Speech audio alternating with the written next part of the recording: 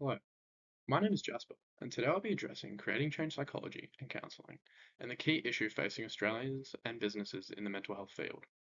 To do this, I'll be analysing two economic frameworks: consumer and producer choice, and business and the economy. The way we'll do this is by looking at the Australian population, government, and mental health services industry, and what is making the use of psychologists and therapists increasingly unaffordable for everyday Australians. In recent years, the cost of living has taken full effect on everyday Australians. The rising cost of housing, transport, and groceries is hitting the average Australian hard. Due to this, Australians are pushed to focus on keeping their expenses to the minimum and made to prioritise their daily needs, thus reducing the ability for them to afford mental health services. With the rising number of mental health disorders and problems made by the pressure of cost of living, financial pressures of inflation and cost of living have largely reduced the inflow of individuals for public and private mental health sectors. To aid Australians, the government implemented the benefit of bulk billing in public sectors. However, for private businesses like Creating Change, the out-of-pocket cost can be hundreds of dollars per session. For patients, by using analytics like statistical summary, charting, and regression, we can use information gathered by large-scale organisations like the ABS and CSIRO on the Australian population, and we will be able to analyse and understand its impact. Consumer and producer choice is a key economic framework that needs to be focused upon when talking about this problem. With the rising cost of living, the consumer base of this industry, Australians seeking mental health care, have to make important decisions based upon their restricted incomes. With set expenses like rent, utilities, groceries, and fuel, Australians have to make the hard choice and prioritise.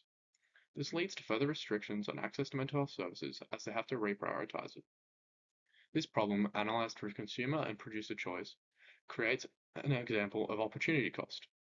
Consumers in this industry are faced with the choice in how much they value acquiring the service if it removes the opportunity to do something different in their week or a collection of things.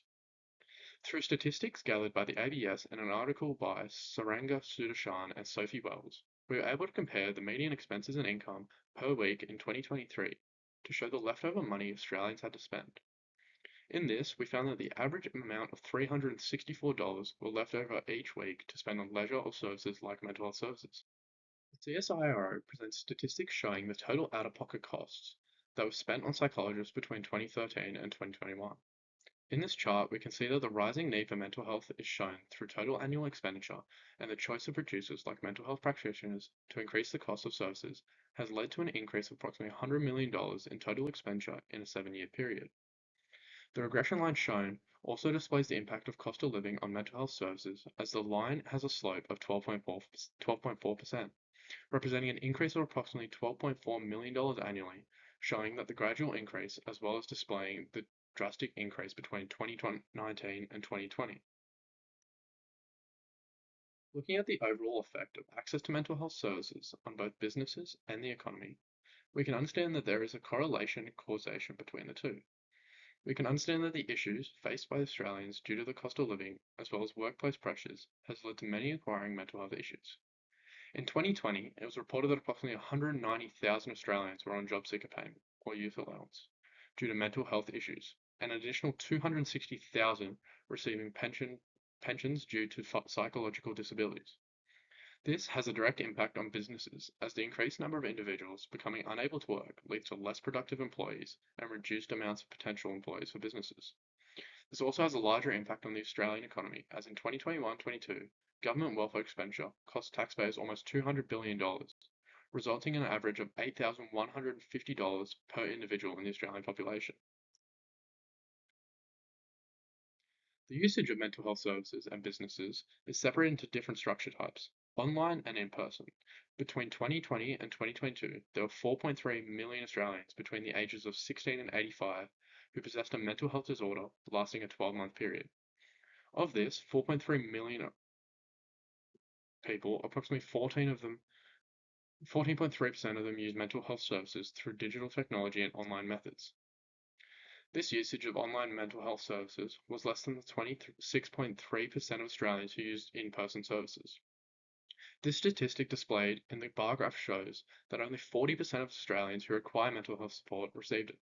This also shows the preferences of individuals when using these services, as they required personal and in-person sessions that also cost almost double the online prices at a $280 price point recommended by the Australian Psychologist Society. This cost, also accompanied by a $90 Medicare rebate, still cost more than the average online session. These prices directly affect the Australian economy and the microeconomies within, as the millions of dollars that would enter other industries have to be relocated for mental health into the mental health industry.